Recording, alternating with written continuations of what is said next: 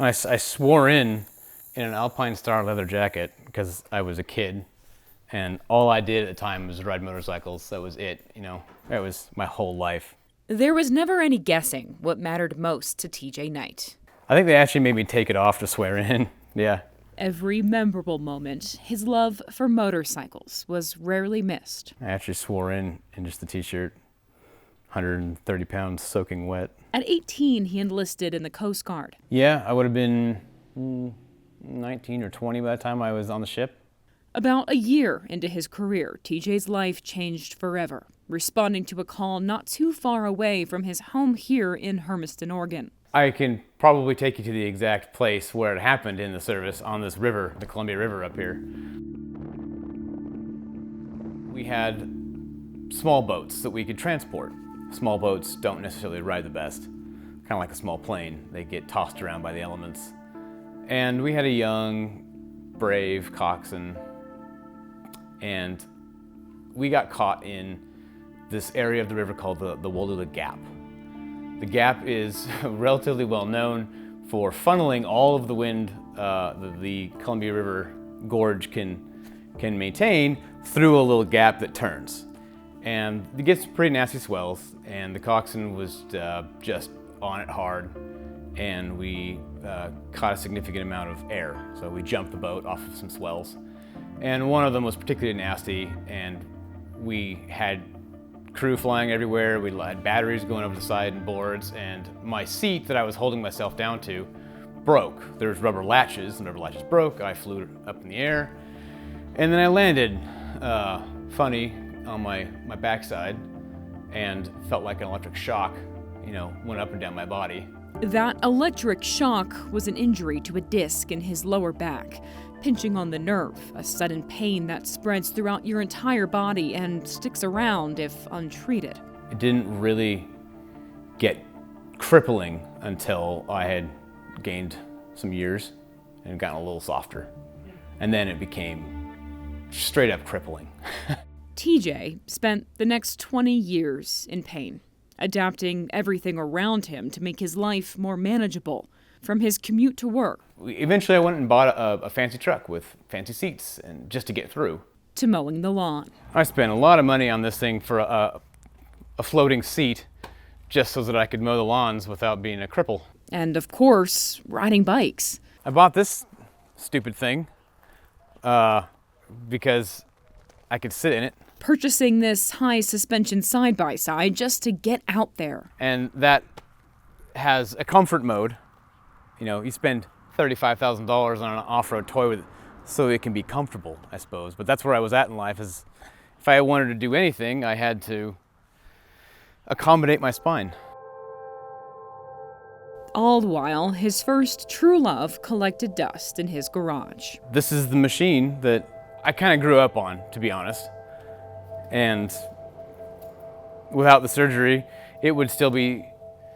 I have a photo somewhere of it sitting I have a shipping container for storage, and I have FML written in the dust on the seat because I couldn't ride, and that's where it sat. It was really hard because it was, such a huge part of my life. I grew up on a dirt bike. My friends all rode. My mentor at the time rode. Before my dad died, he was getting into motorcycles because he wanted to ride with me. When I got my partner into riding, and then I was just basically out. And beyond that, it was destroying my life. I was a complete monster. I was angry.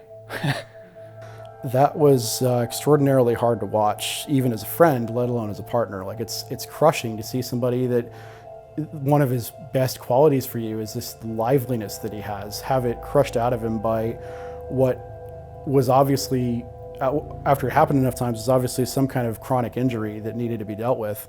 And you see it take its effect on his personality, you see him start to become bitter, you see the pain take over, and the pain, that aspect of the pain taking over is one of the things that prevented him from seeking treatment for so long, from acknowledging like this is a problem. My partner is a trained scientist, went to a fancy private college with a biology degree, and he's very good at researching. My other half found Dr. Sielatycki.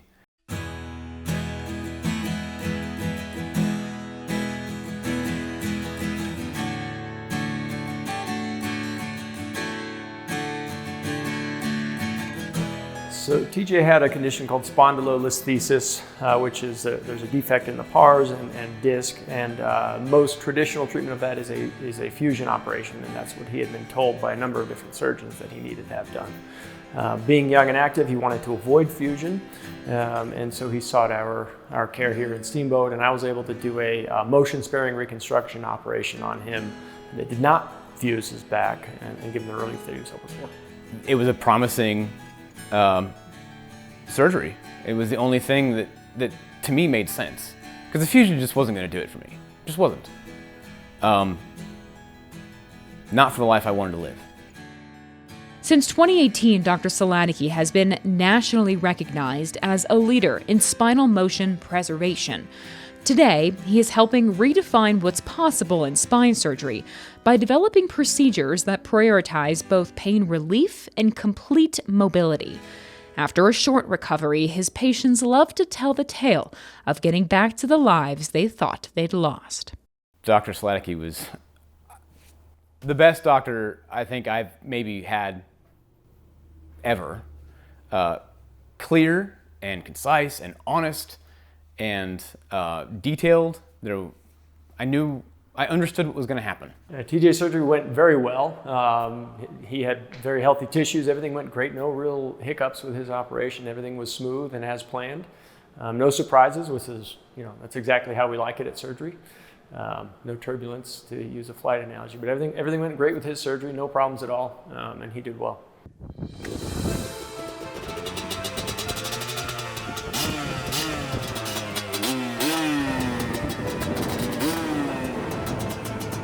And 8 months later, TJ Knight was back out there.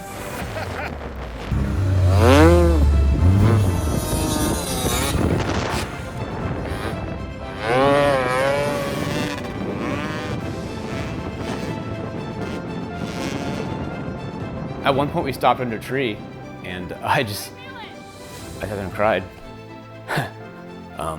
Because I didn't think I was going to be able to do that ever again. So that was probably the moment where it sank in that this was a once in a lifetime. Yeah, it worked, Yeah. Man, I never thought I'd be here.